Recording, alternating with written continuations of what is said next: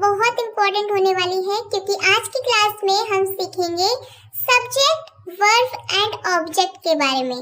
Friends, अगर आप इन तीनों को समझ गए ना तो आपको कभी भी इंग्लिश सेंटेंस को बनाने में, समझने में कोई दिक्कत नहीं होने वाली है। और मैं आपको ट्रिक्स भी बताऊंगी कि कैसे एक सेंटेंस में इन तीनों को आइडेंटिफाई करते हैं। सो वीडियो में पूरा एंड तक बने रहिएगा। चलिए वीडियो को स्टार्ट करते हैं। तो सबसे पहले बात कर लेते हैं सब्जेक्ट के बारे में। किसी भी सेंटेंस में ये आपको मिलेगा ही मिलेगा, डायरेक्टली मिले, इनडायरेक्टली मिले, लेकिन आपको मिलेगा जरूर। तो क्या होता है सब्जेक्ट? सबसे पहले मैं आपको बता दूं, ये वो सब्जेक्ट नहीं है जो आप स्कूल्स में पढ़ते हैं, लाइक मैथ, फिजिक्स, केमिस्ट्री। ये वो वाली सब्जेक्ट नहीं है। इंग्लिश ग्रामर का सब्जेक्ट अलग होता है, जिसका हिंदी में मतलब होता है कर्ता। तो क्या होता है सब्जेक्ट? सब्जेक्ट का मतलब होता है डूअर ऑफ एन एक्शन। क्या होता है? Doer of an action. Hindi में मतलब समझिए, कर्ता वह व्यक्ति अथवा वस्तु होता है जो वाक्य में कोई काम करता है या काम से सीधे सीधे जुड़ा हुआ होता है। मैं फिर से रिपीट कर रही हूँ, कर्ता वह व्यक्ति अथवा वस्तु होता है जो वाक्य में कोई काम करता है या काम से सीधे सीधे जुड़ा हुआ होता है। यानी कि सब्जेक्ट कोई व्यक्ति हो सकता है या फिर कोई वस्तु भी हो सकती है। ये इम्पोर्टेंट चीज है, आपको ध्यान में रखना है कि व्यक्ति और वस्तु दोनों ही सब्जेक्ट बन सकते हैं। अब देखिए सब्जेक्ट क्या क्या हो सकते हैं। एक सेंटेंस में सब्जेक्ट कुछ भी हो सकता है। एग्जाम्पल के लिए आई का मतलब होता है मैं, वी मतलब होता है हम, यू का मतलब होता है तुम या आप, दे मतलब वे लोग, ही का मतलब होता है वह और ये इस्तेमाल होता है पुरुष के लिए।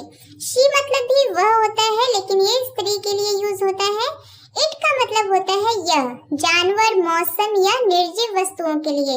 निर्जीव वस्तुएं यानी कि जैसे कॉपी, पेंसिल, फर्नीचर, ये सारी चीजें आपकी निर्जीव वस्तुएं होती हैं। नेक्स्ट आपका सब्जेक्ट हो सकता है दिस। दिस का मतलब होता है यह, मतलब कोई चीज या कोई व्यक्ति आपके पास है तो हम दिस का यूज करते हैं।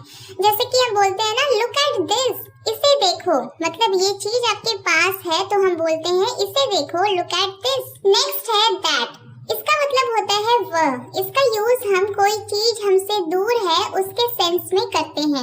एग्जाम्पल के लिए जब हम बोलते हैं ना कभी कभी कि अरे उस लड़की को देखो, मतलब वो लड़की सामने नहीं है, वो दूर है कहीं पे, तो हम दिखा के बोलते हैं ना लुक एट दैट गर्ल, तो इसलिए हमने वहाँ पे दैट का यूज किया। इसके बाद है दीज। दीज का मतलब होता है ये सब। दोज का मतलब होता है वो सब। ओके, तो ये वो सारे शब्द हैं जो एक वाक्य में, सेंटेंस में सब्जेक्ट बनने का काम करते हैं। अब देखिए लास्ट में मैंने एक लाइन लिखी है हाईलाइट करके, इट कैन बी नाउन और प्रोनाउन। मतलब ये जो सब्जेक्ट होते हैं ना वो नाउन या प्रोनाउन दोनों हो सकते हैं। अब आपके दिमाग में क्वेश्चन उठेगा कि कैसे? देखिए मैं बताती हूँ। इंग्लिश ग्रामर में सब्जेक्ट बनने का काम सिर्फ दो ही लोग कर सकते हैं, पहला नाउन और दूसरा प्रोनाउन। ये दो ही हैं जो सब्जेक्ट बन सकते हैं। अब बहुत लोगों को यही नहीं पता होगा कि नाउन क्या होता है, प्रोनाउन क्या होता है। देखिए नाउन और प्रोनाउन ये पार्ट्स ऑफ स्पीच का हिस्सा होते हैं, तो इसे मैं अगली वीडियो में कवर करूंगी, डिटेल में समझाऊंगी। फिलहाल के लिए आप इतना समझिए कि नाउन का मतलब होता है नेमिंग वर्ड, मतलब कोई भी ऐसी चीज जिसे आप उसके नाम से बुला सकते हैं वही है आपकी नाउन। हम बचपन से पढ़ते हैं ना कि किसी भी व्यक्ति, वस्तु या स्थान के नाम को ही हम संज्ञा कहते हैं, तो वही चीज है, इसे ही हम नाउन कहते हैं। एग्जाम्पल के लिए कॉपी, पेन, पेंसिल, किसी व्यक्ति का नाम, किसी जगह का नाम, वो सारी चीजें आपकी नाउन है जिससे आप उसके नाम से बुला सकते हैं। ओके, अब बात कर लेते हैं प्रोनाउन के बारे में। प्रोनाउन जिसे हिंदी में सर्वनाम कहते हैं। So what is pronoun? Pronoun is a word that replaces a noun in a sentence. मतलब प्रोनाउन वह शब्द होता है जो कि एक नाउन को रिप्लेस करता है एक वाक्य में। तो प्रोनाउन क्या क्या हो सकते हैं? प्रोनाउन देखिए जो नाउन की जगह पे आते हैं वही होते हैं। जैसे किसी लड़के का नाम है तो लड़के का नाम अगर आप बोल रहे हैं उसकी जगह पे आप कौन सा वर्ड यूज कर सकते हैं? ही। लड़की का नाम है उसकी जगह पे आप कौन सा वर्ड यूज करते हैं? शी।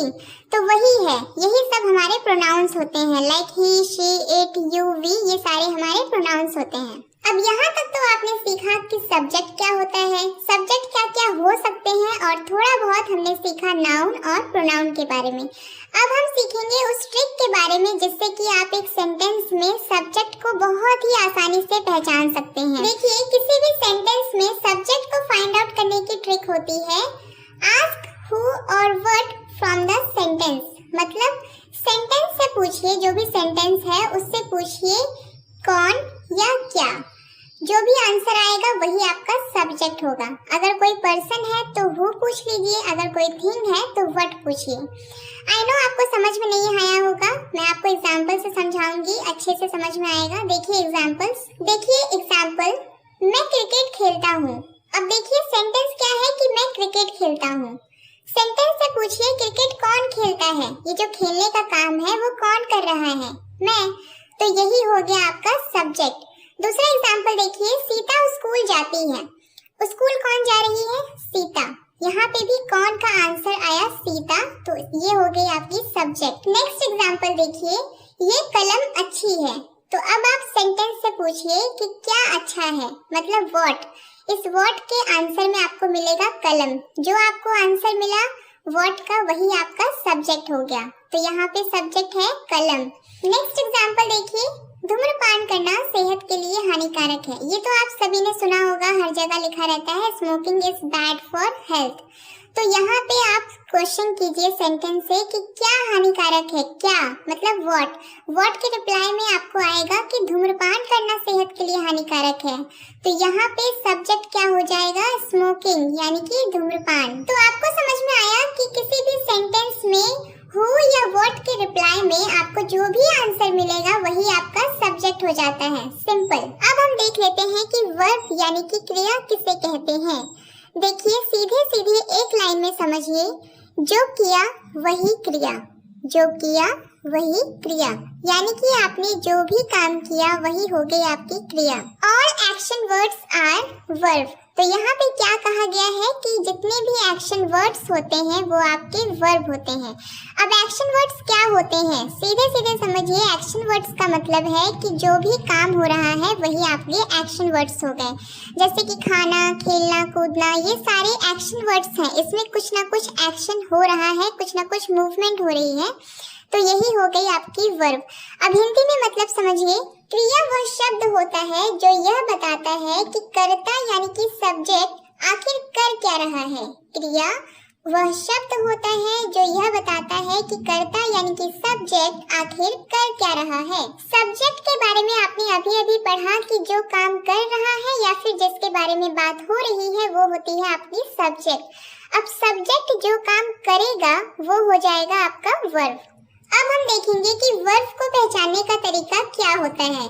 देखिए वर्ब यानी कि क्रिया के अंत में ना होता है। क्या होता है, ना। एग्जाम्पल के लिए ईट मतलब हो गया खाना, प्ले मतलब होता है खेलना, रीड का मतलब होता है पढ़ना, राइट का मतलब होता है लिखना और कम का मतलब होता है आना। यहाँ पे देखिए जितने भी वर्ड्स मैंने आपको बताए, जैसे कि खाना, खेलना, पढ़ना, लिखना, आना, इन सब के लास्ट में क्या आ रहा है, ना। तो ये सारे आपके हो गए वर्ब। क्रिया की एक खास बात होती है कि ये अपना रूप बदलता है। जी हाँ, ये अपना रूप बदलता है सेंटेंस के अकॉर्डिंग। सेंटेंस में जिस तरह से आप बोलना चाहेंगे उसी के अनुसार आप वर्ब्स की फॉर्म को लगाएंगे। अब देखिए ये अपना रूप कैसे बदलता है। वर्ब की 5 फॉर्म्स होती हैं, V1, V2, V3, V4 and V5। Example के लिए देखिए, ईट का मतलब होता है खाना, एट का मतलब होता है खाया, ईटन का मतलब होता है खा चुका है, ईटिंग का मतलब होता है खा रहा है और ईट्स का मतलब होता है खाना। दूसरा एग्जाम्पल देखिए, गो का मतलब हो गया जाना, वेंट का मतलब होता है गया, गॉन का मतलब होता है जा चुका है, गोइंग मतलब जा रहा है, गोज मतलब जाना। ऐसे ही बहुत सारे वर्ब्स होते हैं जिनकी फॉर्म्स आपको याद होनी चाहिए। V1, V2, V3 ये तो मोस्ट इम्पोर्टेंट है, याद रखना। इनके बारे में हम किसी और क्लास में डिस्कस करेंगे। फिलहाल के लिए आप इतना समझिए कि ये जो है सारे वर्ड्स, ये क्या है, ये सारे आपके वर्ब्स हैं। अब हम समझ लेते हैं अपना last topic and that is object. Object को हिंदी में बोलते हैं विषय वस्तु। सो क्या होता है object? Object is an receiver of an action. क्या होता है? Receiver of an action. Hindi में मतलब समझिए, विषय वस्तु यह वह व्यक्ति या वस्तु है जो क्रिया यानी कि वर्ब से सीधे सीधे यानी कि डायरेक्टली प्रभावित होता है। इसका मतलब ये है कि आप जो भी काम कर रहे हैं उसका असर जिस व्यक्ति पे या जिस चीज पे पड़ेगा वो हो जाएगा आपका ऑब्जेक्ट। एग्जाम्पल से समझते हैं। देखिए, मैं फुटबॉल खेलता हूँ। I play football. यहाँ पे काम क्या हो रहा है? खेलने का। तो प्ले हो गया आपका वर्ब। काम कर कौन रहा है? काम कर रहा है मैं, यानी कि आई हो गया आपका सब्जेक्ट। अब देखिए आपका ऑब्जेक्ट यहाँ पे क्या है? आप खेल रहे हैं, उसका असर किस पे पड़ेगा? फुटबॉल पे। क्यों? क्योंकि आप उस पे किक मारेंगे ना, तो उसका असर पड़ेगा फुटबॉल पे, तो वो डायरेक्टली प्रभावित हो रहा है आपके खेलने से। तो यहाँ पे इस सेंटेंस में फुटबॉल हो गया आपका ऑब्जेक्ट। अब हम देख लेते हैं कि हम ऑब्जेक्ट को कैसे पहचानेंगे। ये तो मैंने आपको बताया कि कॉन्सेप्ट क्या होता है। अब मैं आपको ट्रिक बताऊंगी कि ऑब्जेक्ट को आप कैसे पहचान सकते हैं। देखिए, ऑब्जेक्ट को पहचानने की ट्रिक ये होती है कि सबसे पहले आप वर्ब को ढूंढिए, मतलब सेंटेंस में काम क्या हो रहा है, वर्ब क्या है, आप उसे पकड़िए। फिर वर्ब से क्वेश्चन कीजिए, क्या या किसे, मतलब वर्ब से पूछिए व्हाट या whom। इसके आंसर में जो भी आएगा वही हो जाएगा आपका ऑब्जेक्ट। अगर कोई पर्सन है तो whom पूछ लीजिए, और अगर कोई थिंग है तो what पूछिए। एग्जाम्पल से समझेंगे, अच्छे से समझ में आएगा। देखिए, मैं अंग्रेजी बोलता हूँ। I speak English. तो मैंने आपको क्या बताया कि ऑब्जेक्ट फाइंड आउट करने के लिए आपको सबसे पहले वर्ब को खोजना होता है। तो इस सेंटेंस में वर्ब क्या है? मैं अंग्रेजी बोलता हूँ, तो यहाँ पे काम क्या हो रहा है? बोलने का। तो स्पीक हो गई आपकी वर्ब। फिर मैंने आपको बताया कि वर्ब से पूछिए क्या या किसे। मैं अंग्रेजी बोलता हूँ, तो मैं क्या बोलता हूँ? आप वर्ब से क्वेश्चन कीजिए कि मैं क्या बोलता हूँ। आपको आंसर में मिलेगा अंग्रेजी यानी कि इंग्लिश। तो इंग्लिश हो गई आपकी ऑब्जेक्ट। दूसरा एग्जांपल देखिए, मैं उससे मिला। I met her. तो यहाँ पे काम क्या हो रहा है? मिलने का। मैं उससे मिला, तो यहाँ पे मिलने का काम हो रहा है ना। तो मेट हो गया आपका वर्ब। मिल कौन रहा है? यानी कि काम कर कौन रहा है? मैं। तो आई हो गया आपका सब्जेक्ट। अब आपने सब्जेक्ट को ढूंढ लिया, वर्ब को ढूंढ लिया, तो ऑब्जेक्ट को ढूंढने के लिए हम क्या करते हैं? हम वर्ब से पूछते हैं क्या या किससे। तो वर्ब क्या है यहाँ पे? मिलना। तो आप पूछिए कि मैं किससे मिला। मैं किससे मिला, तो आंसर में आएगा कि मैं उससे मिला, यानी कि हर यहाँ पे जो है वो आपका ऑब्जेक्ट है। तो आज की क्लास में हमने क्या सीखा? हमने सीखा सब्जेक्ट क्या होता है, वर्ब क्या होता है, ऑब्जेक्ट क्या होता है, और इन तीनों की पहचान हम एक सेंटेंस में कैसे कर सकते हैं। तो आज की क्लास में आपका होमवर्क है